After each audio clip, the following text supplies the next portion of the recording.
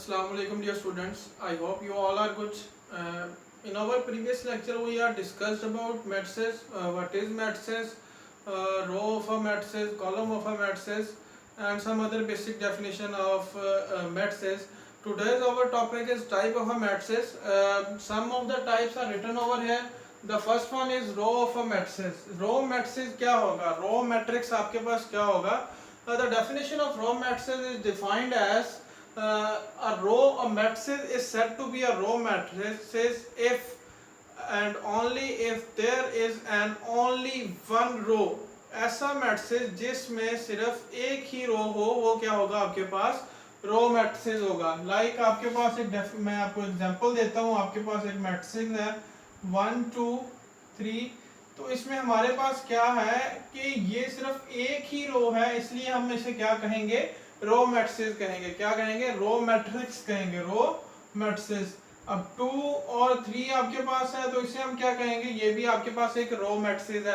अब the other type of the matrices is column matrix. Column matrix आपके पास क्या होगा?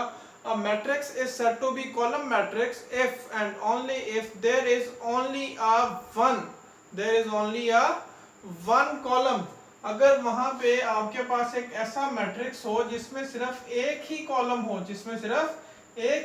हो, वो आपके पास क्या होगा? कॉलम मैट्रिक्स होगा. क्या होगा? कॉलम मैट्रिक्स होगा. Like the example is written over there 103. यहाँ पे अगर आप देखें तो इसमें आपके पास सिर्फ एक ही कॉलम आ रहा है, तो इसे मैं क्या कहूंगा? कॉलम मैट्रिक्स कहूंगा. The other type is the rectangular matrix.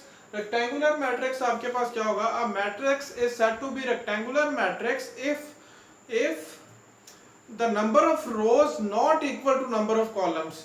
अगर आपके पास number of rows not equal to number of columns आएंगे तो आपके पास वो क्या होगा? रेक्टेंगुलर मैट्रिक्स होगा. अगर मैं एग्जांपल इसकी लेना चाहूँ कोई भी, तो ये क्या होगी? 0 1 2 3 4 एंड 5. ये हमारे पास एक रेक्टेंगुलर मैट्रिक्स है. कैसे देखिएगा? इसकी हमारे पास नंबर ऑफ रोज क्या है? 2 है, और हमारे पास नंबर ऑफ कॉलम क्या है? 3 है. तो देखिए मैंने डेफिनेशन में जैसे कि बताया number of rows not equal to number of columns. तो ये देखिए ये डेफिनेशन को सेटिस्फाई कर रहा है. Number of rose not equal to number of columns. Number of rows not equal to number of columns. अब स्क्वायर मैट्रिक्स क्या है? देखिएगा जैसे कि नाम से ही पता लग रहा है कि स्क्वायर मींस क्या होता है? स्क्वायर को अगर हम वैसे डेफिनेशन देखें तो उसमें क्या होता है? चारों साइडें सेम होती हैं.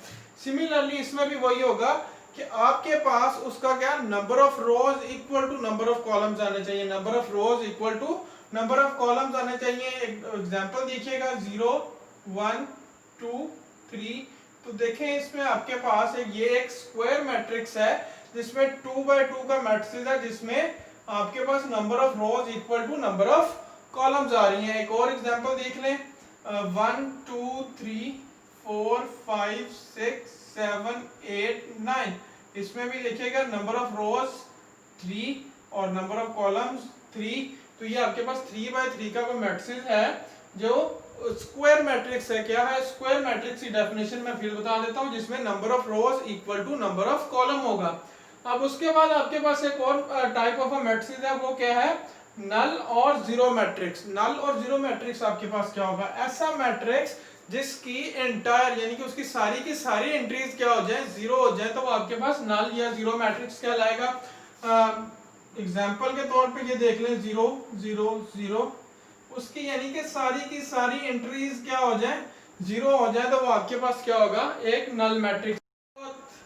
Next one is diagonal matrix. अब डायगोनल मैट्रिक्स आपके पास क्या होगा? एक ऐसा मैट्रिक्स जिसके डायगोनल में एटलीस्ट एक एंट्री जो हो वो नॉन जीरो हो, बाकी एंटायर नॉन जीरो हो सकती है, लेकिन एटलीस्ट एक ऐसी एंट्री जरूर होनी चाहिए जो डायगोनल में नॉन जीरो हो. लाइक आपके पास एक मैट्रिक्स यही वाला ले लेता हूं मैं, और जो इसके डायगोनल में यहाँ पे भी 0 कर लिए, यहाँ पे 1 और यहाँ पे 0. तो डायगोनल में क्या होता है? ये तो फर्स्ट ऑफ ऑल आपको पता होना चाहिए डायगोनल एंट्रीज क्या होती है. तो ये आपके पास क्या होगी? डायगोनल एंट्रीज होंगी. अब यहाँ पे देखिए एटलीस्ट उसने कहा था एटलीस्ट एक एंट्री, कम से कम एक एंट्री आपके पास क्या होनी चाहिए? नॉन जीरो होनी चाहिए. तो उसके डायगोनल में क्या एक एंट्री क्या आ गई? नॉन जीरो हो जाए, तो आपके पास वो क्या होगा? डायगोनल मैट्रिक्स होगा. ठीक है. उसके बाद हमारे पास क्या आ रहा है, स्केलर मैट्रिक्स आ रहा है। अब स्केलर मैट्रिक्स ऐसा मैट्रिक्स जिसमें आपके पास डायगोनल में सब की सब सेम आ जाए, सेम एंट्रीज आ जाए। लाइक आपके पास कोई भी एक मैट्रिक्स है, 2x2 का मैट्रिक्स ले लेते हैं हमारे पास, यहाँ पे 2 ले रहे हैं, 0 और 2, यानी कि उसकी डायगोनल एंट्रीज में क्या होना चाहिए, सेम नंबर आ जाए, तो आपके पास क्या होगा, स्केलर मैट्रिक्स होगा।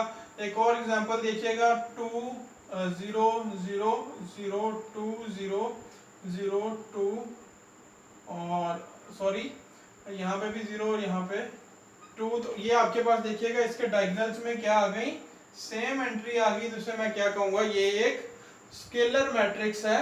उसके बाद हमारे पास आइडेंटिटी मैट्रिक्स क्या होता है, आइडेंटिटी मैट्रिक्स ऐसा मैट्रिक्स जिसकी जो डायगोनल एंट्रीज सारी की सारी क्या हो, 1 हो, डायगोनल एंट्रीज में क्या है, 1 आए, उसे मैं क्या कहूँगा, आइडेंटिटी मैट्रिक्स कहूँगा। क्या कहूँगा, आइडेंटिटी मैट्रिक्स, यानी कि 1 0 0 0 1 0 0 0 1। तो इसमें देखिए आपके पास डायगोनल एंट्रीज में क्या आ रहा है, सिर्फ 1 आ रहा है, उससे मैं क्या कहूँगा, आइडेंटिटी मैट्रिक्स कहूँगा। अब हम अपनी एक्सरसाइज की तरफ चलते हैं। एक्सरसाइज 1.2 1.2 का फर्स्ट क्वेश्चन जो है उसमें हमने क्या करना है,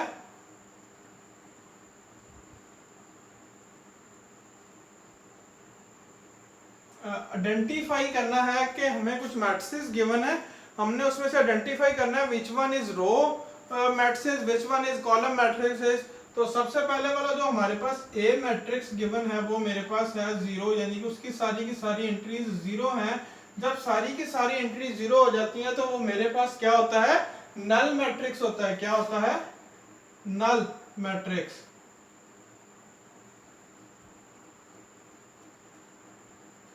इसी तरह एक और देखते हैं मैट्रिक्स हमारे पास क्या गिवन है, देखिएगा उसमें हमारे पास एक डी पार्ट गिवन है, डी पार्ट विच इज 1 0 0 1। अब इसमें देखें, इससे मैं क्या कहूँगा, मैंने अभी लास्ट में आपको डेफिनेशन बताई, अगर आपके पास डायगोनल में सारी की सारी एंट्रीज में 1 आ जाए तो आपके पास वो क्या होगा, आइडेंटिटी मैट्रिक्स होगा। क्या होगा, आइडेंटिटी मैट्रिक्स होगा। क्या होगा, आइडेंटिटी मैट्रिक्स होगा। इसी तरह एक और देखते हैं, हमारे पास एफ गिवन है। एफ में देखिएगा हमारे पास 5 6 7 कॉलम में गिवन है। तो ये अगर मैं कहूं कि मेरे पास, अभी मैंने डेफिनेशन में आपको बताया, अगर आपके पास किसी भी मैट्रिक्स में सिर्फ एक कॉलम आ रहा हो तो वो हम उसे क्या कहेंगे, कॉलम मैट्रिक्स कहेंगे। क्या कहेंगे, कॉलम मैट्रिक्स। क्वेश्चन नंबर 2 बिल्कुल सिमिलरली इसी तरह है। उसमें भी हमने सिर्फ आइडेंटिफाई करना है which one is unit matrix, column matrix, null matrix. तो सॉर्ट आउट करते हैं, कोई ये 2-3 parts. The first one is, मैं लेता हूँ फिफ्थ पार्ट लेता हूँ मैं। फिफ्थ पार्ट में मेरे पास क्या है, 1 2 3 4 5 6। हमने अब फाइंड आउट करना है which one is square matrix, rectangular matrix. तो अब देखें, सबसे पहले हमने रो देखा तो ये रो भी नहीं है, ये कॉलम भी नहीं है। रेक्टेंगुलर मैट्रिक्स मैंने बताया था, उसमें देखें कि number of rows not equal to number of columns. तो ये क्या हो गया, रेक्टेंगुलर मैट्रिक्स हो गया। देखिए इसमें क्या हुआ, नंबर ऑफ रोज कितनी है 3 और नंबर ऑफ कॉलम्स कितने हैं 2। तो अब हमारे पास क्या आ गया, number of rows is equal to 3, number of columns is equal to 2। तो मैं यहां पे लिख सकता हूं ये हमारे पास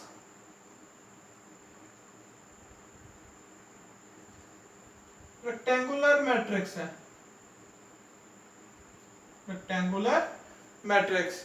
इसी तरह एक और पार्ट देखते हैं इसका, इसमें और क्या है देखिएगा। इसमें हमारे पास इसी तरह 3x3 का एक मैट्रिक्स, 8th पार्ट हमारे पास जो गिवन है,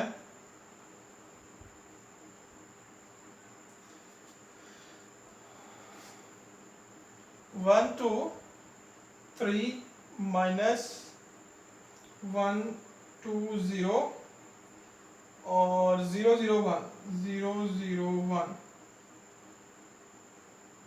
इसमें देखिएगा स्क्वायर मैट्रिक्स में मैंने डेफिनेशन बताई थी कि number of rows equal to number of column होने चाहिए। तो ये देखिएगा इस मैट्रिक्स में क्या number of rows equal to number of column है, यानी कि 3 by 3 का आपके पास एक मैट्रिक्स गिवन है। तो मैं इस मैट्रिक्स को क्या कहूंगा, ये मेरे पास एक स्क्वायर मैट्रिक्स है। क्या है? Square matrix. ये मेरे पास क्या है? एक स्क्वायर मैट्रिक्स है। Hopefully the other parts you should be done by yourself. Question number 3 पे देखते हैं, उसमें भी सिमिलरली आपने बताना है which one is diagonal matrix, which one is unit matrix और which one is scalar matrix. तो पार्ट क्वेश्चन नंबर 3 देखिएगा। क्वेश्चन नंबर 3 में आपने बताना है कि डायगोनल मैट्रिक्स, ये लास्ट वाली 3 जो है ना डेफिनेशन, ये आपको होनी चाहिए जहन में इस क्वेश्चन को सॉर्ट आउट करने के लिए। The first one is question is 4004। अभी मैंने आपको डेफिनेशन में बताया कि स्केलर मैट्रिक्स में क्या होता है, अगर आपके पास डायगोनल में सारी की सारी एंट्री सेम आ जाएं तो आप उसे क्या कहेंगे? Scalar matrix. तो इसमें देखें डायगोनल में एंट्री सेम आ गई तो मैं इसे कह सकता हूं स्केलर मैट्रिक्स।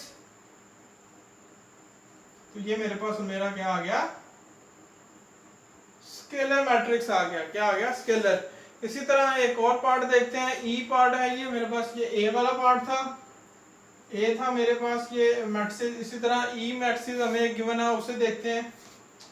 ई में है हमारे पास ई इज इक्वल्स टू 5 - 3 0 0 1 + 1। अगर मैं इसको सॉर्ट आउट करता हूं तो मेरे पास ये क्या आ जाएगा? 2 0 0 2। तो इसमें भी देखें आपके पास जो डायगोनल एंट्रीज हैं वो क्या आ गई? सेम आ गई। अगर आपके पास डायगोनल एंट्रीज सेम आ जाए तो उसे हम क्या कहते हैं? Scalar matrix. क्या कहते हैं? Scalar matrix. सिमिलरली हमें एक डी पार्ट गिवन है, डी मैट्रिक्स गिवन है, उसमें हम देखते हैं 3 0 0 0। अब इसमें देखिएगा हमें उसने जो डायगोनल मैट्रिक्स की डेफिनेशन में क्या थी? At least 1 entry is non zero. तो इसमें देखें कि हमारे पास डायगोनल में क्या एक एंट्री ऐसी जरूर आ गई जो नॉन जीरो थी। तो उसे मैं क्या कह दूंगा? इसे डायगोनल मैट्रिक्स। ये मेरे पास क्या आ गया? Diagonal matrix.